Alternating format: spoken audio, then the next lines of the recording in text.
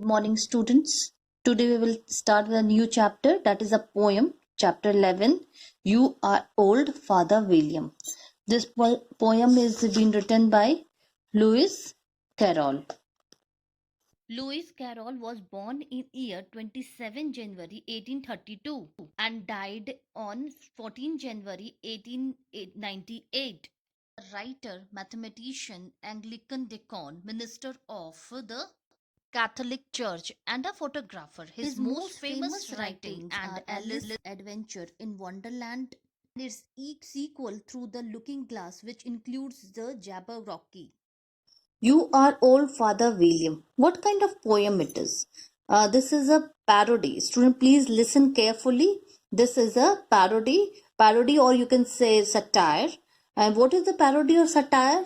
See, this is a literary or a musical work in which a style of author or poet, you can say, or a work, which work he has written, is closely imitated for comic effect.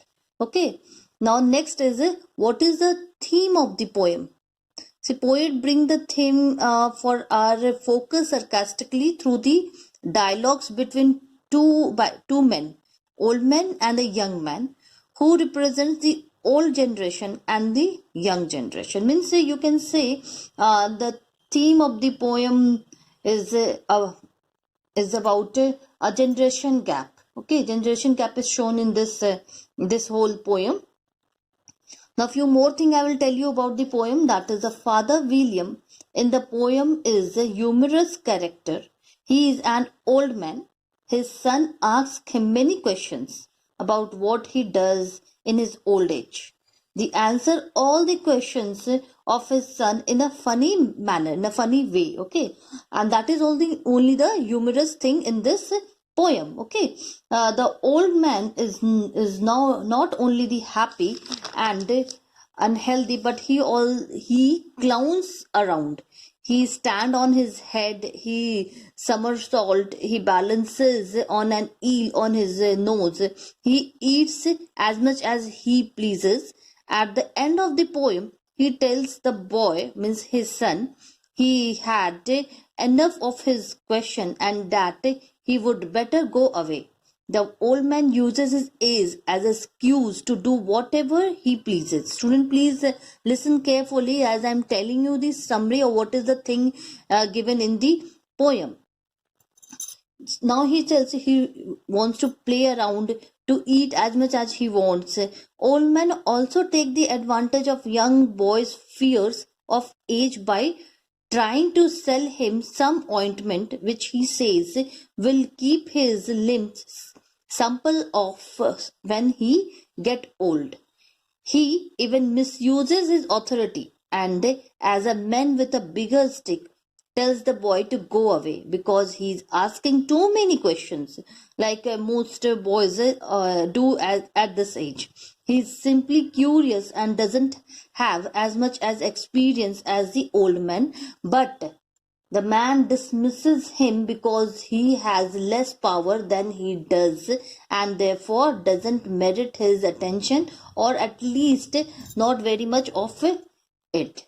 Okay, so this was a thing which I have told you about the poem. Now we will move to the poem stanza by stanza and we will see the meaning of each stanza. The first one is, You are old, Father William, the young man said, and your hair has become very white, and yet you incessantly stand on your head.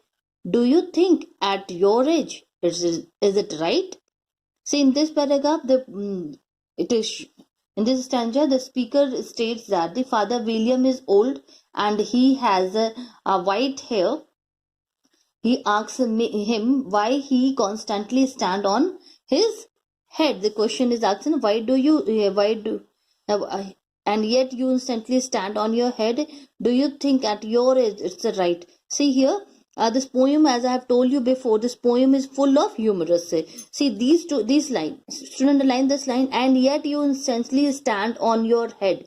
This line is, by this line we come to know that poem is full of humorous. Okay, do you think at the age, student, underline the word at the age shows that the Father William is an old man. Okay, this word at your age, underline this, and this line, and your hair has become very white.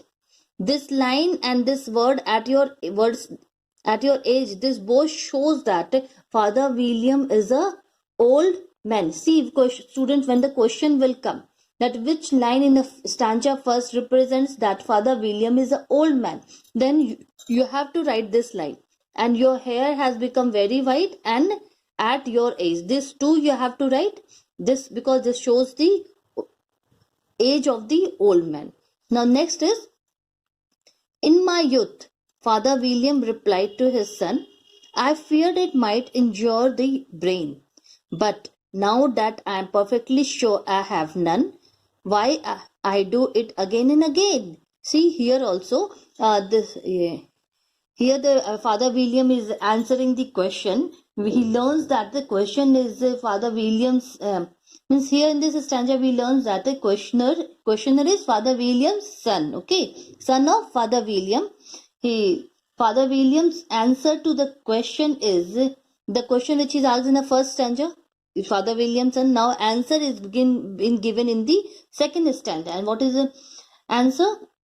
That when he was younger, he thought he might hurt his brain if he stood on his head. But now he knows he has no brain, so he does it repeatedly. Okay, see here again, in my youth, in my, student underline the word this, in my youth. This also represents that Father William is an old man. Okay, and this two line, I fear it might injure the brain.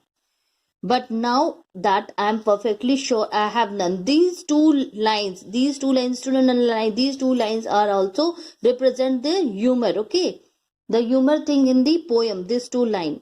Now the Father William is answering that in my youth, when he was young, when Father William was young, Father William replied to his son, I feared it might injure, means he was having a fear that when he will stand on his head, his brain will be injured. Okay, but now at this age, when he's become old, that I'm perfectly sure I have none. Means in a very funny way he's answering that he's sure at this age, he's sure at the old age that he has no brain. Okay, so there is no matter of injuring anything. When you don't have brain, then what will be the thing to injure?